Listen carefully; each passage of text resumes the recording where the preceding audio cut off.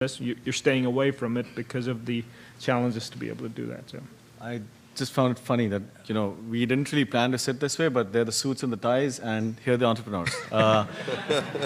It's a very, valid question. In fact, that's one of the things that I, thought of really in depth, and came to a conclusion that acquisition and, valuations, the projections really will be a function of the intellectual property that you have, intellectual capital that you have, and either it's the market base that you develop or the distribution that you're able to set up in India, because that's key, right? Unless you have that, it's not, again, when I say innovation, when I say development, I'm looking at it very, very objectively. I'm not saying this is bad, this is good. I've become an entrepreneur because I took it up as a challenge. So I think it's a great market. But having said that, valuations has to be taken with a pinch of salt. When you're looking at India, and like O'Neill rightly pointed out, it's two sets of books. You really don't know where to tap. So from an investor's perspective, it's great to just look at the intellectual property. So long as the IP rights have been with the company, they've applied for some kind of a copyright. But if it's not, then you're clearly looking at distribution or the customer base. Now, interestingly, for a market like India, that's driven a lot by sentiment. So that's where you need to understand. If you've acquired something, if you're trying to sell the stake, you need to understand what they're quoting or how the company looks is exactly how it is. So the due diligence becomes a lot more stronger, and it has to be a lot more in-depth than it would be in the case of a developed market company.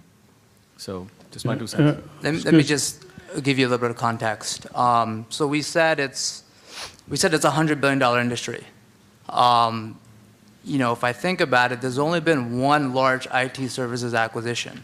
It was a privatization called Hughes Software, who the founding team at Riverwood actually did that deal in 2004 and acquired 6 or 7 companies and sold it as Ericsson to KKR. I don't think there's been any other change of control transaction in India, despite the fact that the whole industry generates $100 billion. So it is a challenging environment, especially with respect to IT services. Thank you. Going back to 2 points discussed earlier, in terms of IT application, what do you see as the growth area? Do you see a business sector, where you said only 20% is currently using IT? Or do you see health or education? Which sector do you think will lead in terms of future growth? And the second point came up earlier in terms of the university and the industry connection. How many scholarships or research funding or internship your companies are providing, and in general, how is the IT industry connected to the university world in India? Thank you.